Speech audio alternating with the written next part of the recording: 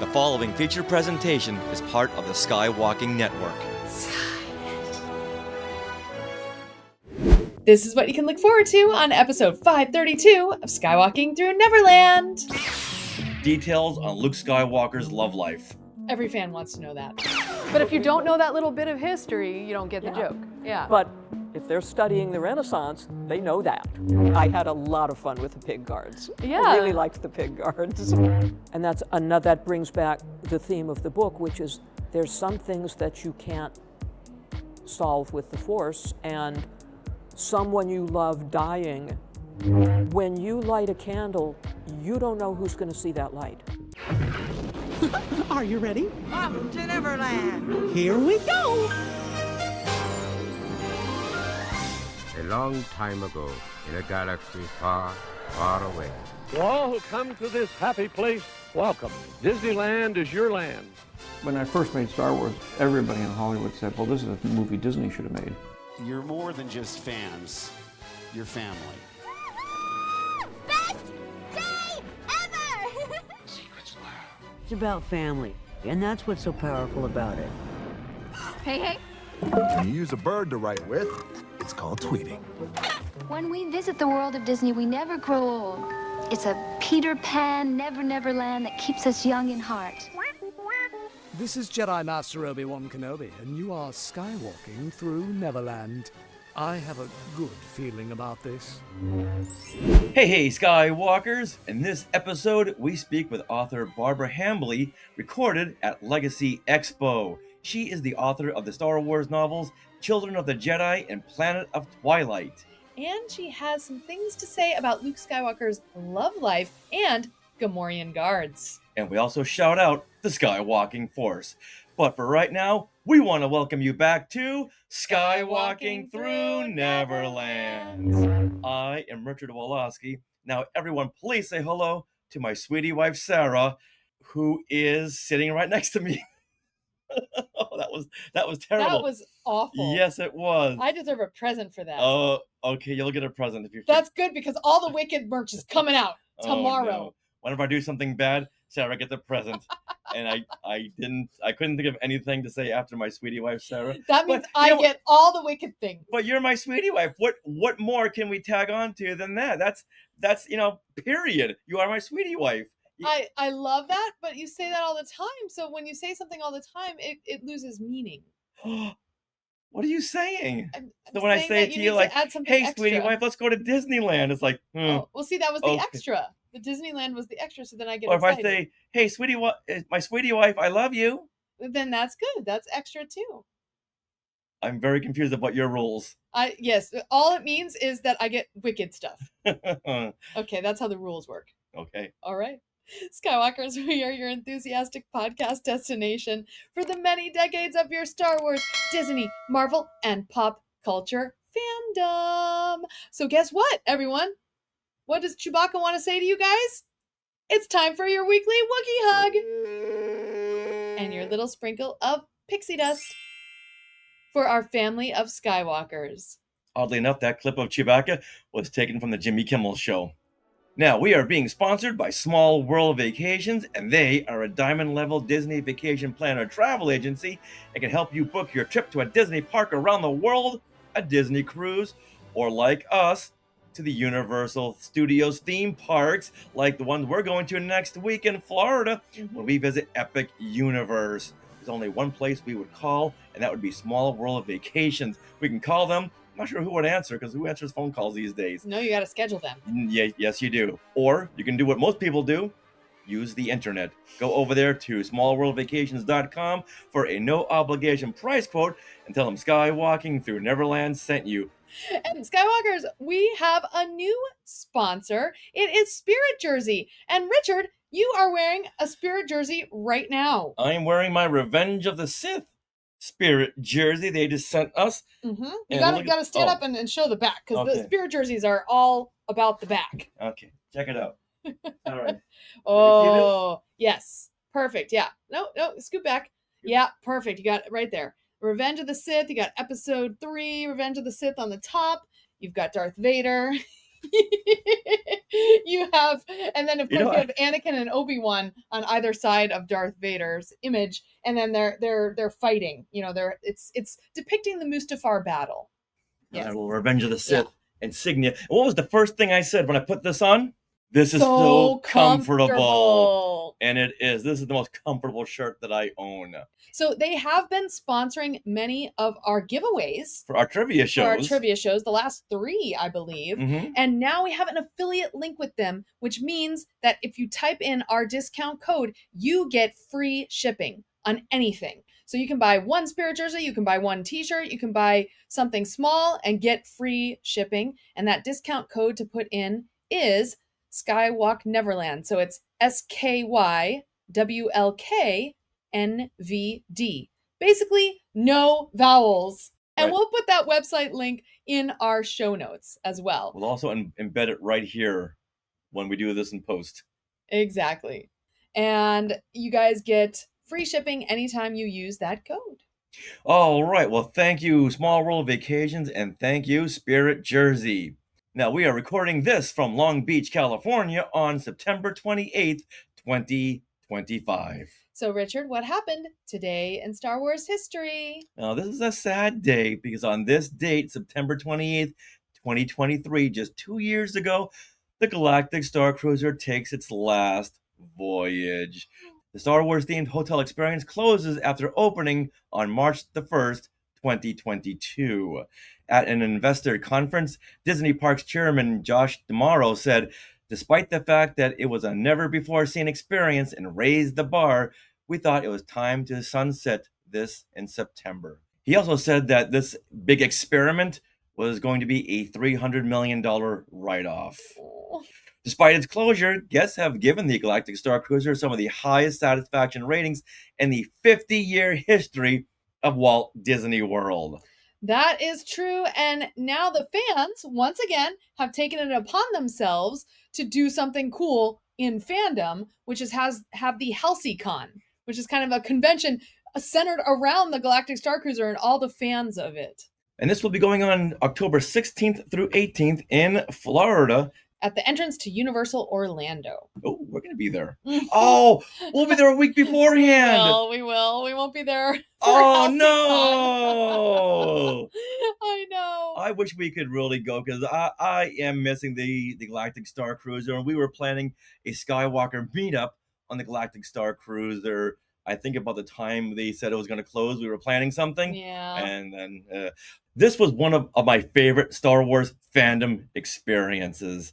I loved every part of the Galactic Star Cruiser because, like we've been saying, it is a 48-hour dinner theater show experience. Mm-hmm. You don't just watch the show, you are part of the show.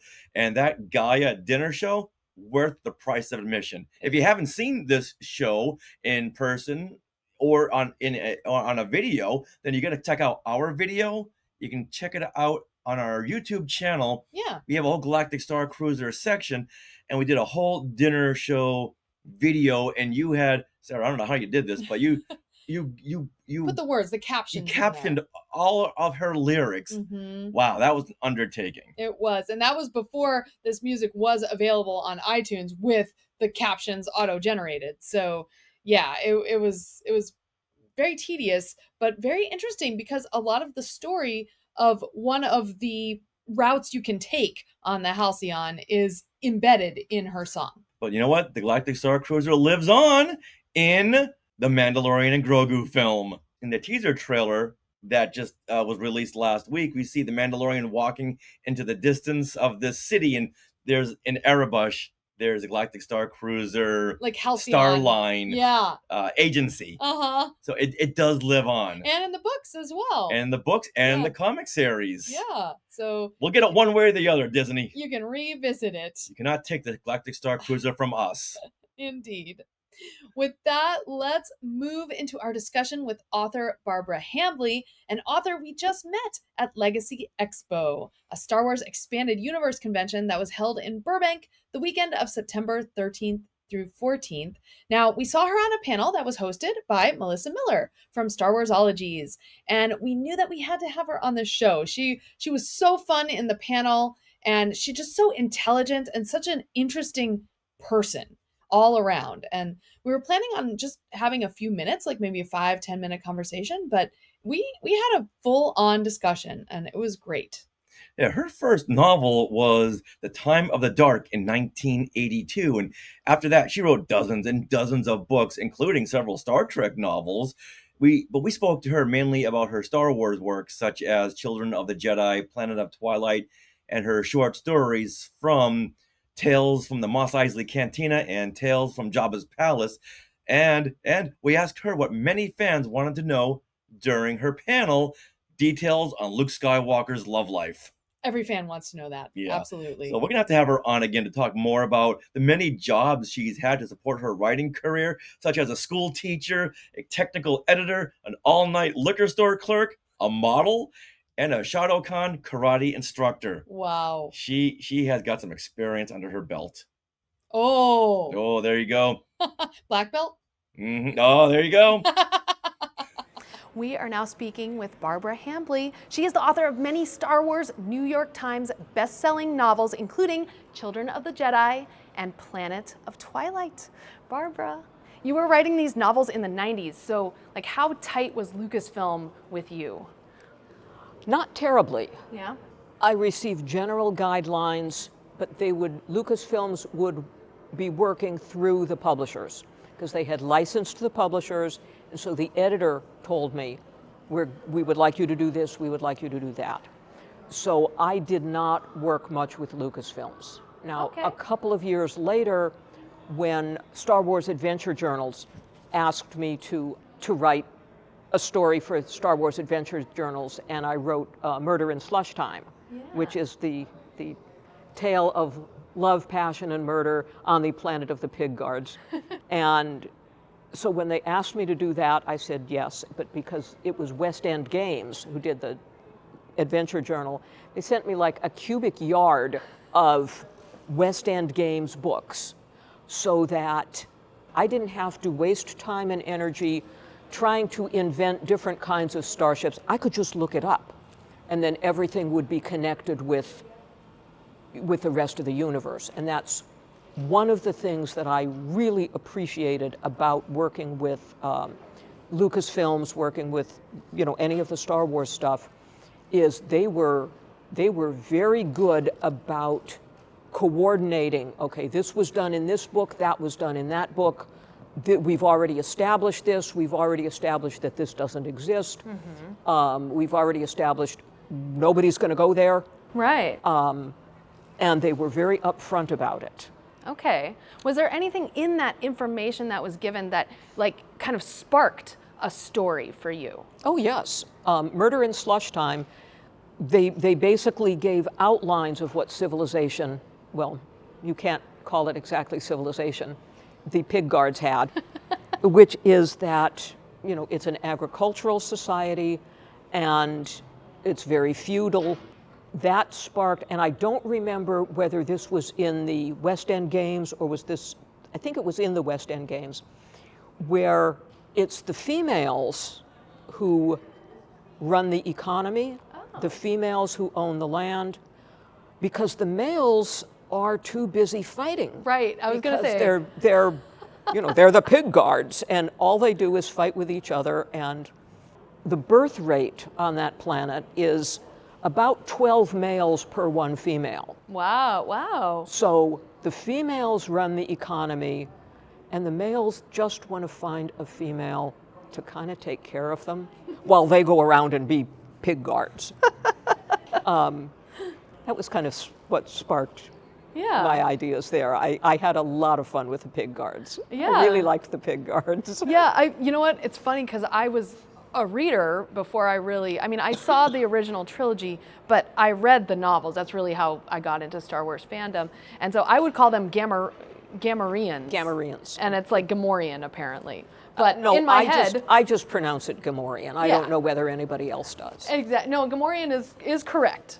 So can you tell us a little bit about your writing process? Like when you have to write characters like Luke Skywalker, do you watch the movies to kind of get his voice in your head? Yes, that's exactly what I do, is if I'm writing, when I was writing Children of the Jedi and Planet of Twilight, I watched the movies to duplicate as well as I could his speech patterns, the kinds of things that he would say. You know, watching Luke's character, he reminds me a lot of the boys going cruising in American Graffiti. Oh, yeah. Is, you know, on Earth, he would be out all day working on his car. Okay. He's got an engineer's mind, and I think that's one reason why he gets along with Han Solo so well, because of course Han Solo is also another one of the guys who'd be out working on his car. Bob and Falfa. Yes, in fact he was. When I was writing, actually both of those, both Children of the Jedi and Planet of Twilight, as I said on one of my panels, one of the first things I did was make it so that he could not use the Force. Ooh, yeah. In Children of the Jedi, the whole story was about there's some things you can't use the Force. Mm-hmm. You know, there's some problems that the Force will not solve. Right, and that makes it kind of a more compelling novel, and you can put more challenges in there. Yeah, and you know, in Children of the Jedi, you know, the first thing that happens is he gets seriously injured at a place where there is no medical backup. So he is using the Force just so that he won't go into shock and die. Right.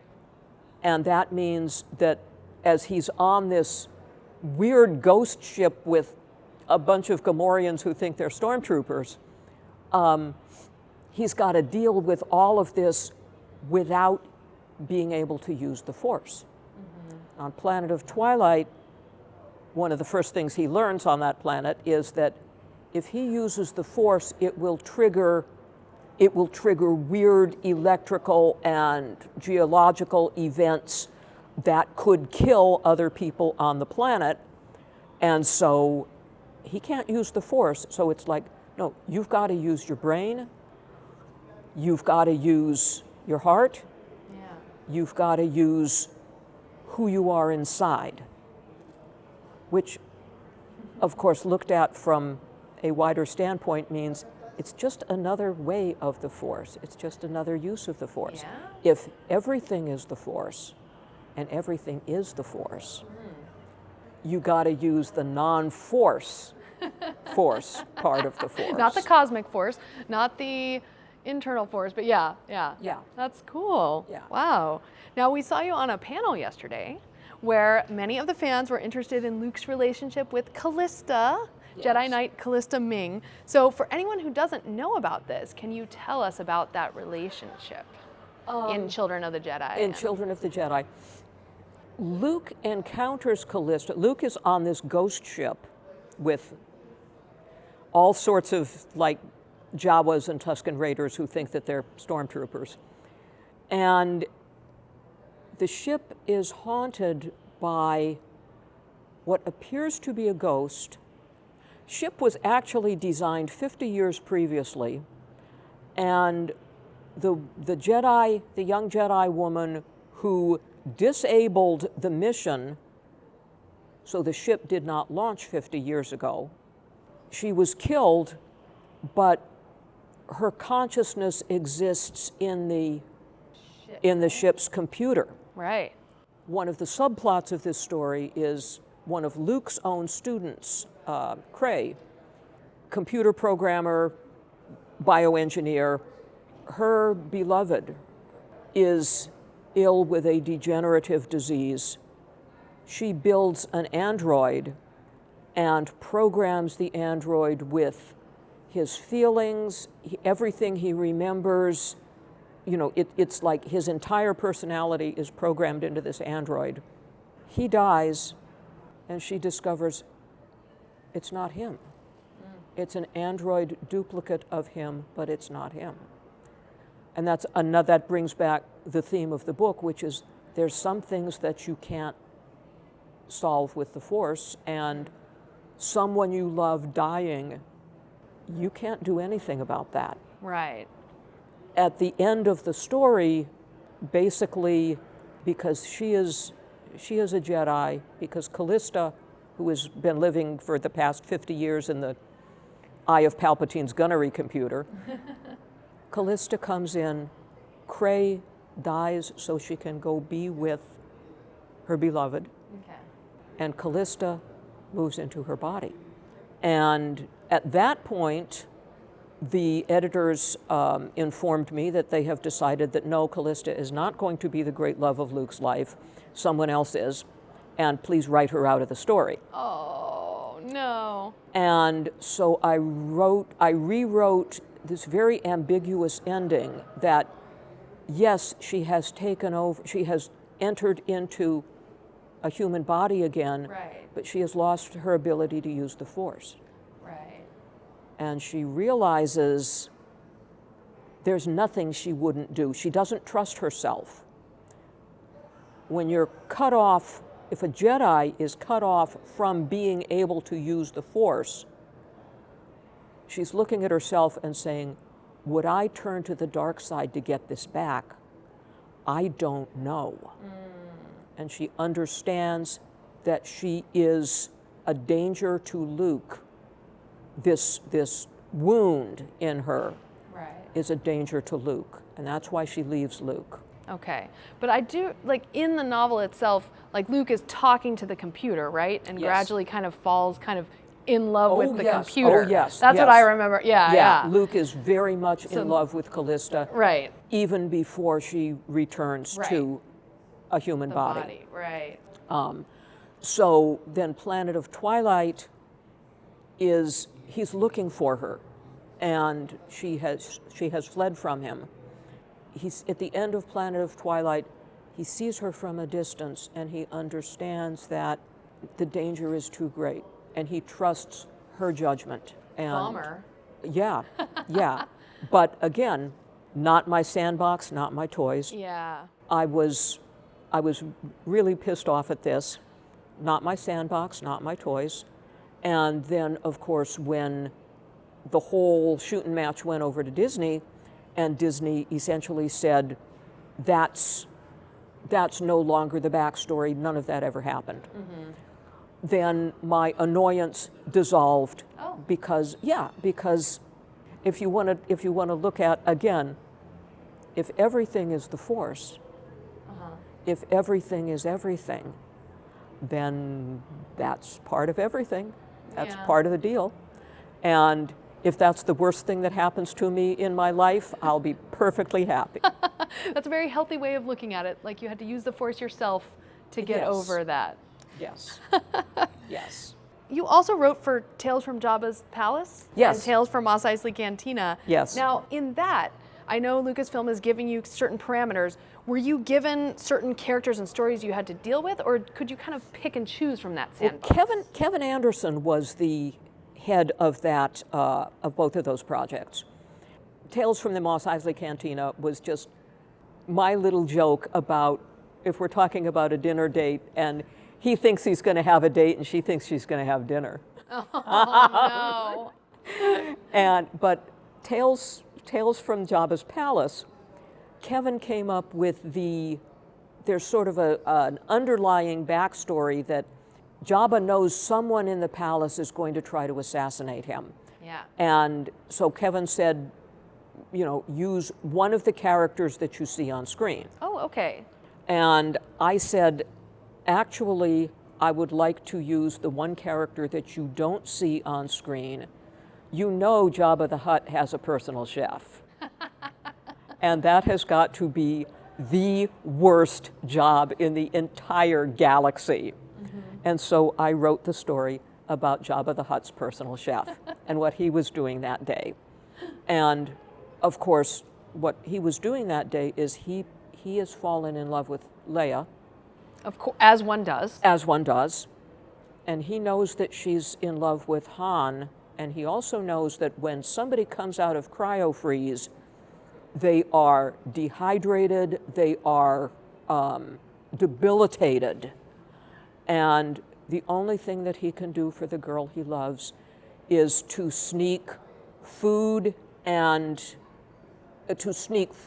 Han so that he will have the physical strength to make his escape. He's so nice. Yeah, well, he was based on my husband.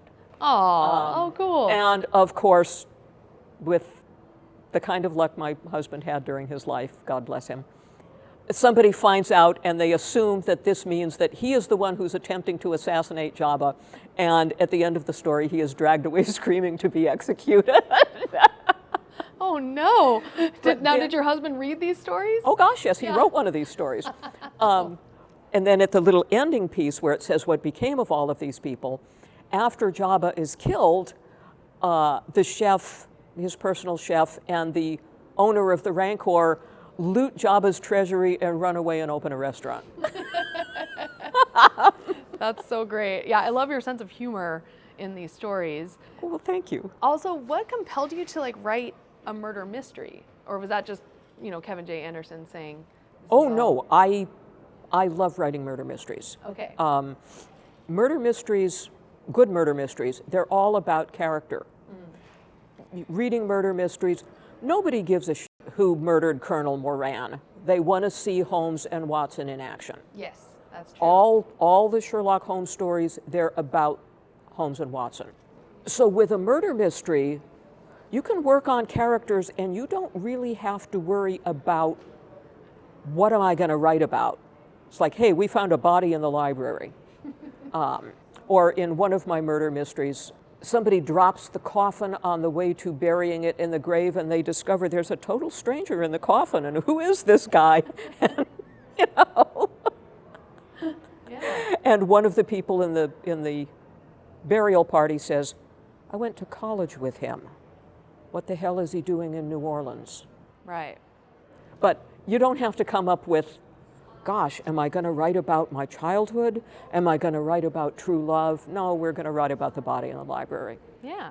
But it's an infinitely flexible genre. Okay. And as a historian, I have a master's degree in history. I know how to do research. Mm-hmm. As a fantasy writer, I know how to do world building. Yeah. This is very natural. All the stories I write are puzzle stories. Takes someone very smart to do that, and you are very smart. We love those stories. Thank you. What do you like best about coming to conventions? Meeting my friends and meeting other people, meeting fans, meeting the other people that I've met, the other writers I've met, the other people connected with the convention. And more, it becomes about meeting and talking to people and having encounters with people. Do you have a favorite fan encounter story that you'd like to share? Well, I shared this at a panel, I think yesterday. A long time ago, I wrote a bunch of Star Trek novels. I'm at a signing at a convention, signing mostly Star Trek novels, and signing one from a fellow who said, this novel kept me from committing suicide. Wow. And of course, my immediate reaction was, oh shit. You're speechless with that. Yeah. And then, of course, I thought, it's a damn Star Trek novel. How could that happen? And, then I thought, you never know what's going to happen. No, and what's going to touch someone. When you light a candle, you don't know who's going to see that light. Yeah. And it may be somebody who really, really needs to see light. Mm-hmm. It's the fan moment that touched me most deeply. Right. I wear this outfit to go to the Renaissance Fair. Okay. And so I'm at the Renaissance Fair. Yeah. And at the Renaissance Fair there will be like groups of Puritans coming around, disapproving of everything. What do you wear? Yeah, like the people who wear Star Trek uniforms that go to the Renaissance Fair. Yeah, and so the Puritans they had Puritans in Renaissance England, of course. Yes. So this group of Puritans comes up to me and says, "You're not from around here." And I said, "No, I'm a traveler in time and space, looking to learn more about the nature of the human condition." Oh. And they said, "You're a traveler in time?" "Yes, I am." "A group of us are going to go to the New World, and we're going to found a colony we're going to call the colony Roanoke, Oh. and we want to know what became of the colony. Yeah. Did you visit Roanoke in your travels, right? And I said, 800 years from now, people will still be talking about the colony of Roanoke. Mm-hmm. And they're all going, oh, goody, goody, goody, goody. And the fact, that kind of encounter, the fact that I knew the joke and Right. they knew the joke, Right. and it was a joke. Because Roanoke is the famous, like, North Lost American colony, the the Lost colony. American colony that Right. disappeared. Exactly. It's like, Yeah.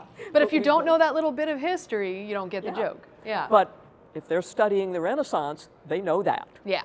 Actually, yeah, that's awesome. Yeah. Wow. So that was a fun fan moment, not just as in terms of Star Wars, but in terms of we're all history geeks. Yes. And we're all cosplaying,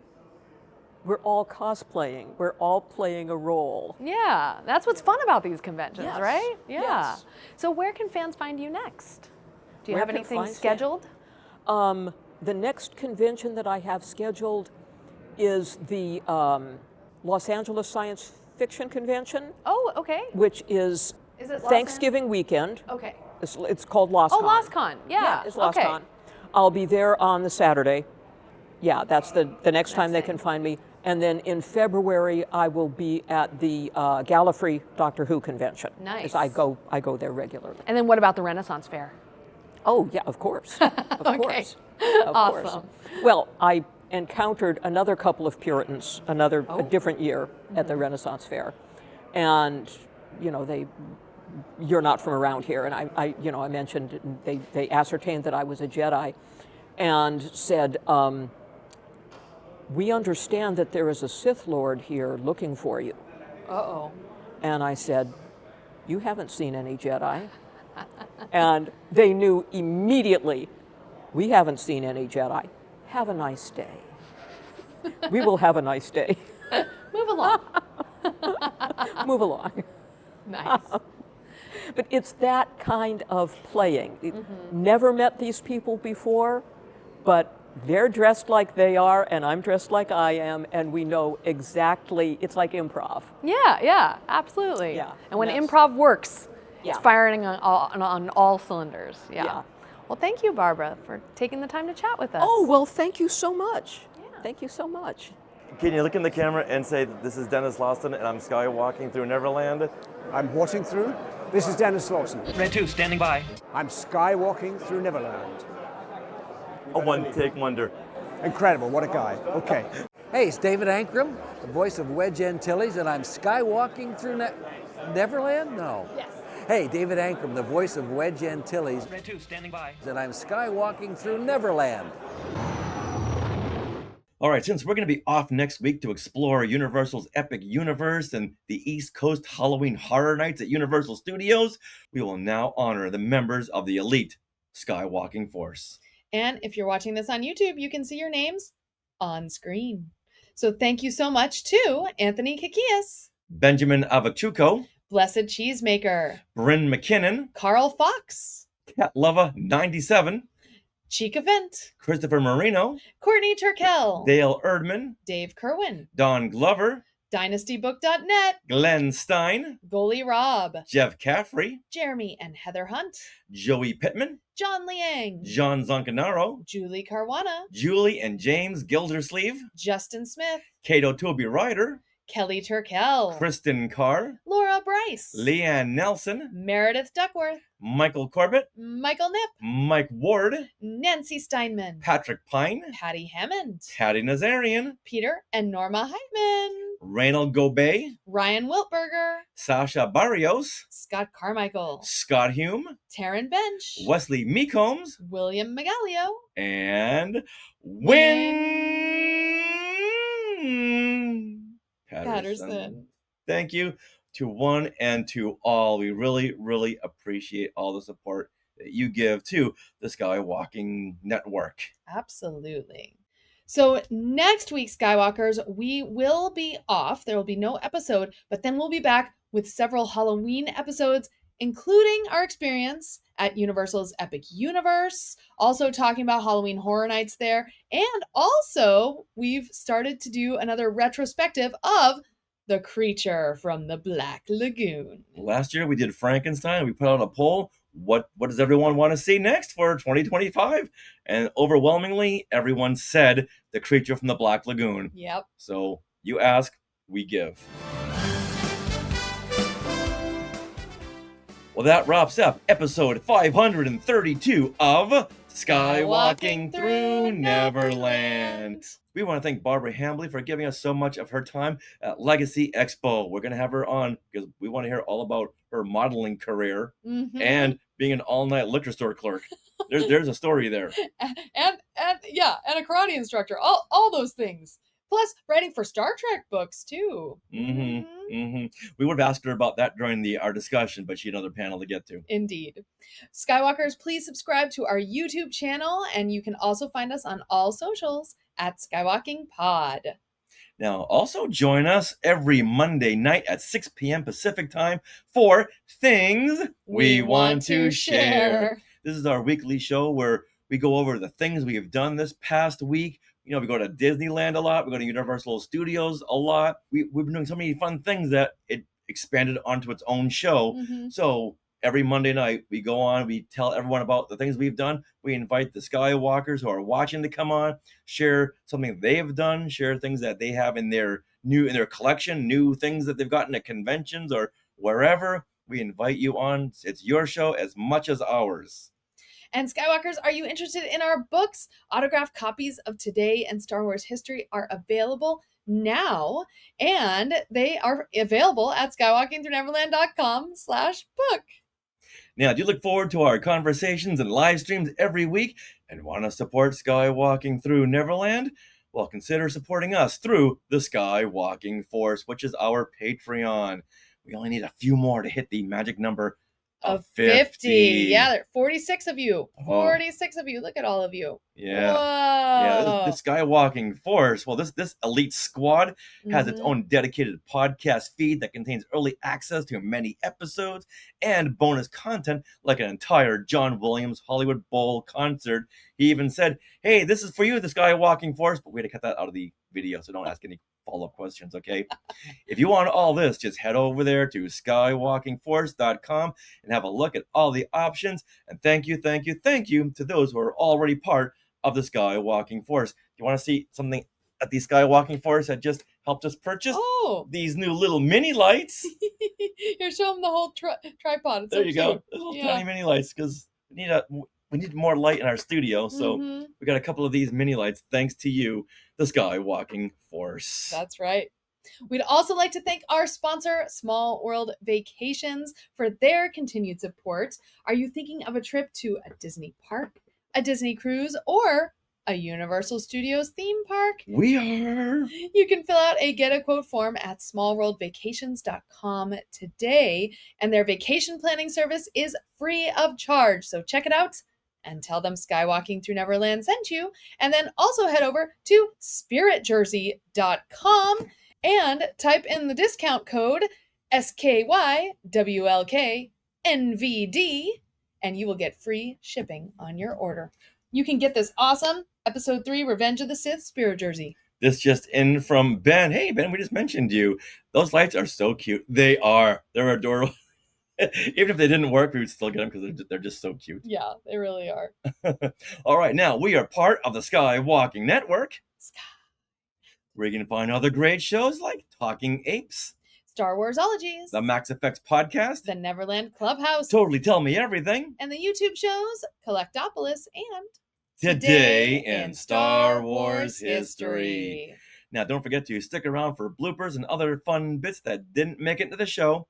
And always remember to wear your new Spirit jersey. And Neverland on Alderaan. So, Richard, I need your clappy claps. Here you go. Now, we are being recorded. Hey, look at those names to the left. They are part of the Skywalking Force, our Patreon.